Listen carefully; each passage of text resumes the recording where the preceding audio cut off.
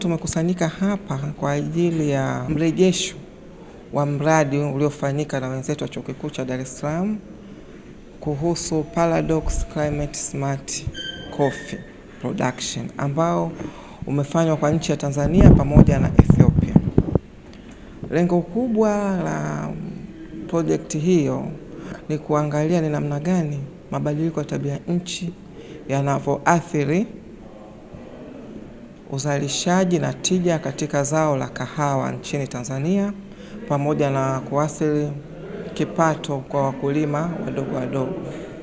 Zao hili la kahawa Tanzania linazalishwa kwa asilimia kubwa na wakulima wadogo. Kama 90% ya wakulima wadogo ndio wanaozalisha kahawa ambao tunatumia ndani pamoja na kusafirisha nje ya nchi. Na katika uzalishaji wa kahawa, Tanzania ni nchi ya 4 katika Afrika, tukitoka Ethiopia, Uganda, Cote d'Ivoire. Tumekutana hapa ili kupata mrejesho wa tafiti zilizofanywa na huu mradi, ambapo tumeonekana swala la mabadiliko ya tabia nchi limeathiri kwa kiasi kikubwa uzalishaji na tija katika zao la kahawa. Kwa hiyo nini kifanyike? Basi umeonekana tushirikiane.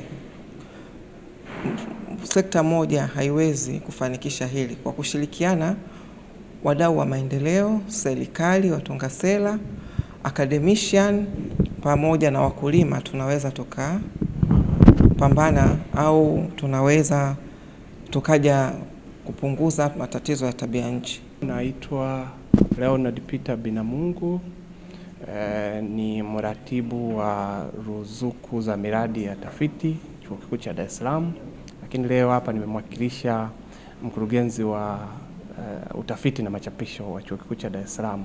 Kahawa ni mojawapo ya mazao ya biashara ambayo lina mchango mkubwa kwenye uchumi wa taifa. Kwa hiyo lazima kama chuo kikuu na watafiti wetu wa chuo kikuu wajitahidi kuona kwamba uzalishaji wake na usambazaji wake na mchango wake kwenye value chain nzima ya kahawa, lakini na kwenye uchumi unakuwa studied vizuri ili kuhakikisha kwamba kama kuna changamoto zote zinajitokeza kwenye hiyo value chain nzima ya kahawa zinapatiwa suluhisho kwenye level ya sera. Ndio maana leo umeona tunashirikiana na watu kutoka Wizara ya Kilimo, kwa sababu hao sasa ni watunga sera, lakini pia watekelezaji kwenye eneo la kuhakikisha kwamba zao hili muhimu la kahawa linaendelea kustawi vizuri, lakini pia linaleta mchango mzuri kwenye uchumi wa taifa. Sisi ni kikundi cha utafiti, ni kikubwa kwa sababu kimechukua taasisi nyingi za elimu ya juu. Tuna wenzetu wa Copenhagen Business School wako Denmark, lakini wenzetu wengine ni Jimma University ya Ethiopia.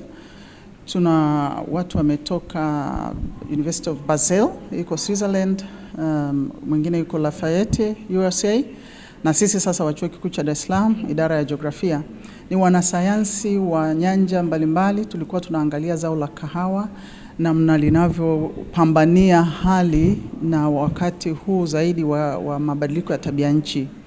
Kwa hiyo tumejifunza kutoka kwa wakulima yale mabadiliko yanavyotokea, lakini tumejifunza kwenye sera na sheria za mazao, zao, biashara na kadhalika. Na tulikuwa tunaangalia kwa nchi mbili, Tanzania na Ethiopia, ambako mnafahamu kwamba wanalima kahawa hata zaidi yetu. Kwa hiyo tumeangalia pia na ule mtiririko wa uuzaji unaitwa mtiririko wa masoko, tuseme kuanzia soko la dunia mpaka kwa mkulima mdogo. Ni namna gani sasa mabadiliko yale yote ya mabadiliko ya tabia nchi, mabadiliko ya sera na sheria yanavyorudi kwa mkulima na mkulima anafanya nini. Kwa hiyo tumeona mambo mengi sana ambayo tumeona kwamba tusitengeneze tu taarifa za kitafiti na za kitaaluma tukaishia hapo, lakini tuwe na wadau pia wa kilimo, wa sera ambao tuko nao leo hapa. Ni mkutano wa kujadiliana mambo ya kisera zaidi leo, lakini kesho tutaendelea na mambo mengine ya kitaaluma.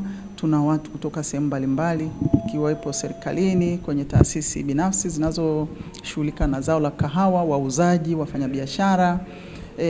Kwa hiyo tuko hapa wote ni wadau wa zao la kahawa kitafiti, lakini kibiashara zaidi pia. Kwa majina naitwa Mwinamila Donald Kasongi, ni mwadhiri msaidizi kutoka Chuo Kikuu cha Dodoma, lakini pia nilikuwa mwanafunzi katika mradi huu wa utafiti wa PAXMAC, kwa kirefu The Paradox of Climate Smart Coffee, uliofadhiliwa na serikali ya Denmark.